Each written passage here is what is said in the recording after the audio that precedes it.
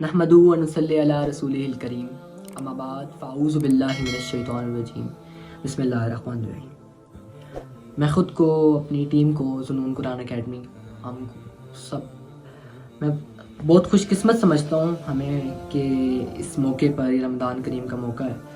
इस मौके पर हम कोई नेकी की बात, कोई अच्छी बात आप तक पहुँचाएँगे। तो उम्मीद यही करेंगे कि इंशाल्लाह आपकी तरफ से भी पॉजिटिव रिप्लाई आएगा। और हमने जब सोचा ना कि हम किस चीज़ के बारे में या किस चीज़ को अपना टॉपिक बनाएं, पहला टॉपिक, क्योंकि पहला टॉपिक है, बहुत ज़्यादा मोटिवेशन होती है, बहुत ज़्यादा उम्मीदें होती हैं, एक्साइटमेंट का लेवल ही अलग होता है, तो उसमें हम किस टॉपिक को सेलेक्ट करें। तो जो जहन में टॉपिक आया वो था रमज़ान। अल्लाह का बड़ा करम है कि हम इस मौके पर, इस महीने में, इस बाबरकत काम को, इस सफ़र को शुरू कर रहे हैं। तो रमज़ान की फ़जीलत हमारा आज का टॉपिक है। हज़रत अबू हुरैरा रज़ियल्लाहु ताला अन्हु से रिवायत है कि आप सल्लल्लाहु अलैहि वसल्लम ने इरशाद फरमाया, अल्लाह इस महीने में मेरी उम्मत को 5 ऐसी नेमतें अता फरमाता है जो मेरी उम्मत से पहले आदम से ईसा तक किसी पैगंबर को अल्लाह ताला ने अता नहीं फरमाई। किसी पैगंबर को, किसी पैगंबर की उम्मत को, किसी के पैगंबर की उम्मत में के हिस्से में नहीं आई, ना किसी नबी के हिस्से में आई, ना किसी उम्मत के हिस्से में आई, जो मोहम्मद रसूलुल्लाह सल्लल्लाहु अलैहि वसल्लम के वास्ते और इस कुरान की अज़मत और बरकत के वास्ते और रमज़ान के तक़द्दुस के वास्ते हमारे हिस्से में आई। तो वो 5 नेमतें क्या हैं? पहला नाम, रोज़ेदार के मुंह की बू मुश्क अंबर से ज़्यादा कीमती है। और हदीस आती है इसमें कि and I shell reward the fasting person for it, verily the smell of mouth of fasting person is better to Allah than the smell of musk. The smell of musk is the most favorite, one of the favorite fragrance of Holy Prophet sallallahu alaihi wasallam as a sunnah, but near to Allah, Allah तबारक ताला, अल्लाह ताला को उससे ज़्यादा महबूब रोज़ेदार के मुंह की वो एक खुशबू है, एक इंसान, जिसे हम बू है कि इंसान जब सारा दिन रोज़ा रखता है, भूखा प्यासा, तो एक इंसान का एक नेचुरल एक है कि एट द एंड उसके मुंह से एक बदबू खारिज होनी शुरू हो जाती है कि आसपास के लोगों को बेशक वो बदबू, वो एक जो फिनोमेना होता है वो महसूस ना हो, लेकिन वो इंसान को खुद भी नापसंद होता है। तो लेकिन वो जो बू होती है वो अल्लाह ताला के नज़दीक बहुत कीमती है, बहुत ज़्यादा पाक है। दूसरा इनाम, समंदर की मछलियाँ दुआ करती हैं। समंदर की मछलियाँ, यहाँ पर एक आखिरी हद ली गई है, यानी कि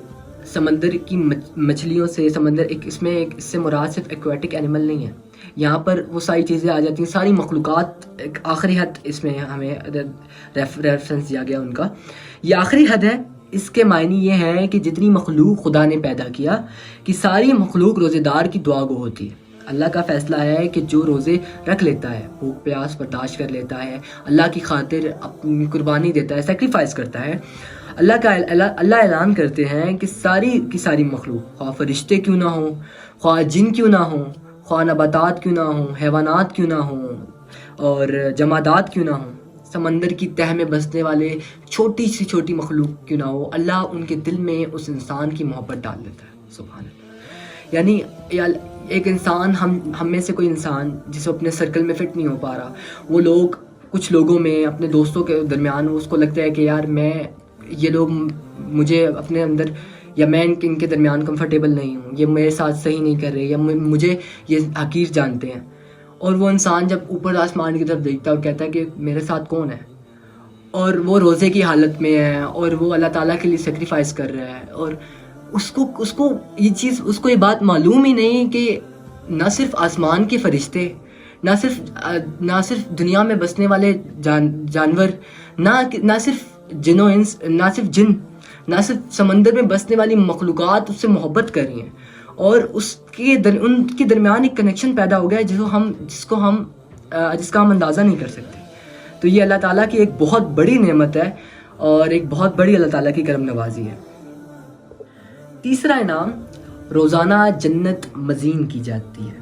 حضور صلی اللہ علیہ وسلم فرماتے ہیں رمضان المبارک میں روزانہ جنت کو سجایا جاتا ہے، مزین کیا جاتا ہے، روزانہ سجائی جاتی ہے، اعلان ہوتا ہے کہ 7 مرتبہ جنت کو سجایا جاتا ہے۔ اعلان ہوتا ہے کہ اے جنت، عنقریب میرے وہ بندے،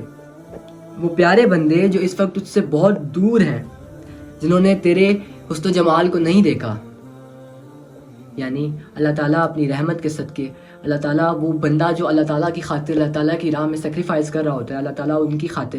اس جنت کو 7 مرتبہ، کیا اس رب کی شان ہے کہ 70 ماہوں سے زیادہ پیار کرنے والا رب جب اپنے بندے کو دیکھتا ہے بھوک پیاس کی حالت میں، اور اس کے بعد اس کے لیے کیا انعامات رکھ دیے گئے، ہم درپردہ ان چیزوں کو نہیں دیکھ پاتے۔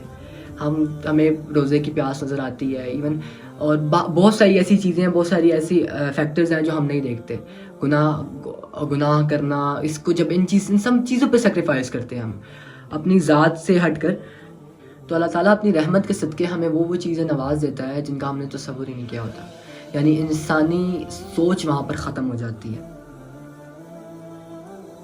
چوتھا انعام، سرکش شیاطین قید کر دیے جاتے ہیں۔ حضور صلی اللہ علیہ وسلم فرماتے ہیں یہی وہ مہینہ ہے اس میں سرکش شیاطین کو قید و بند کی صحبتوں میں ڈال دیا جاتا ہے، شیطان قید ہو جاتے ہیں، جس کا نتیجہ یہ ہوتا ہے کہ مسلمان عام گناہوں سے پرہیز کرتا ہے، یعنی مسلمان کافی چیزوں سے بچ جاتا ہے، اس کی کافی ایسی ڈیزائرز وہ ختم ہو جاتی ہیں یا ماند پڑ جاتی ہیں، جس کی وجہ سے وہ اللہ تعالیٰ کی رحمت اس اللہ تعالیٰ کے قرب سے دور تھا۔ تو یہ چیز ایک فیکٹر ہوتا ہے کہ ہم جب رمضان کا مہینہ آتا ہے تو اللہ تعالیٰ نے ہمیں چوتھا انعام کی صورت میں ہمیں یہ ایک چوتھا انعام ایک دیا ہے کہ اس سے کیا ہوتا ہے کہ ہمارے جتنے بھی یہی وہ چیزیں اسے پرہیزگار بناتی ہیں، اور وہ چیزیں جو وہ غیر رمضان میں جن سے اجتناب نہیں کرتا تھا، رمضان میں ان سے پرہیز کرنا شروع کر دیتا ہے، اور ایک اچھا مسلمان یا ایک اچھائی کی طرف وہ بڑھ جاتا ہے۔ پانچواں انعام، دن رات دعا قبول ہوتی ہے۔ یہ بہت بہت بڑا انعام ہے میری ذات کے نزدیک۔ یہ بہت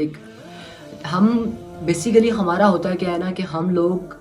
اس طرح سے مانگ ہی نہیں پاتے جس طرح سے ہمیں مانگنا چاہیے۔ اپنی ذات اس رب کی ذات سے ویسے ہم کبھی مانگتے نہیں ہیں، ہم فارمیلٹی پوری کرتے ہیں، رسمی کلمات کہتے ہیں اور اٹھ جاتے ہیں۔ ایون کہ ایسا نہیں ہونا چاہیے، ہمیں دعا کرتے ہوئے اس بات کو مد نظر رکھنا چاہیے کہ ہم کس سے مانگ رہے ہیں اور ہم کیا مانگ رہے ہیں، بہت بہت اس چیز کا خیال رکھنا چاہیے۔ تو حضور صلی اللہ علیہ وسلم فرماتے ہیں کہ رمضان المبارک کی خصوصیات میں اس مہینے میں روزانہ دن اور رات اللہ اپنے بندوں کی دعائیں قبول کرتا ہے۔ دن اور رات یعنی سحر و افطار۔ سحر انسان جب کر رہا ہوتا ہے، نیت کر رہا ہوتا ہے، ایک جرنی سٹارٹ کر رہا ہوتا ہے، ایک قدم رکھ رہا ہوتا ہے، تو اس ٹائم وہ اپنی ایک نیت کرتا ہے یا ایک دعا کرتا ہے تو اللہ تعالیٰ اسے قبول فرماتے ہیں۔ اور پھر جب افطار کرتا ہے، جب وہ اپنی منزل پہ پہنچتا ہے، اور پھر اللہ تعالیٰ اس سے ریٹرن میں اللہ تعالیٰ اسے کہتے ہیں کہ بتا اے بندے تجھے کیا چاہیے، اور پھر بندہ اپنی کچھ دعائیں کہتا ہے، اور وہ ایک پیک کا ایک ٹاپ کا ایک لمحہ ہوتا ہے جب انسان کی دعائیں قبول ہوتی ہیں۔ تو انسٹیڈ آف باقی چیزیں ہم ٹرانسمیشن کھول کے بیٹھ جائیں اور دیگر ایکٹیویٹیز میں اپنا ٹائم ویسٹ کریں، تو زیادہ بہتر یہ ہے کہ ہم لاسٹ کے کچھ جو ہمارے پاس ٹائم ہوتا ہے اس میں ہم کوشش کریں کہ ہم زیادہ سے زیادہ دعا کی طرف فوکس کریں اور دعا کریں اللہ تعالیٰ سے سچے دل سے، اور نہ کہ رسمی کلمات، بلکہ اپنے دل سے جو ہمارے دل میں آتا ہے، جو ہماری پریشانیاں مشکلات ہیں ان تک وہ اللہ اپنے رب تک پہنچائیں۔ مختصر سی کاوش تھی، امید کرتے ہیں آپ کو پسند آئی ہوگی، اور اگر کوئی الفاظ کے چناؤ میں کوئی مسٹیک ہو گئی ہو یا کوئی ویسی کوئی کمی کوتاہی ہو گئی ہو تو معذرت چاہوں گا، اور آپ لوگوں کی رائے کا ہم ضرور وہ کریں گے، انتظار کریں گے۔ اور آخر میں بس اس شعر سے اپنی سیشن کا اختتام کرتا ہوں۔ بے زبان کو جب وہ زبان دیتا ہے، پڑھنے کو پھر وہ قرآن دیتا ہے۔ بے زبان کو جب وہ زبان دیتا ہے، پڑھنے کو پھر وہ قرآن دیتا ہے۔ بخشنے پہ آئے جب امت کے گناہوں کو، بخشنے پہ آئے جب امت کے گناہوں کو، تحفے میں گناہ گاروں کو پھر رمضان دیتا ہے۔ شکریہ، فی امان اللہ۔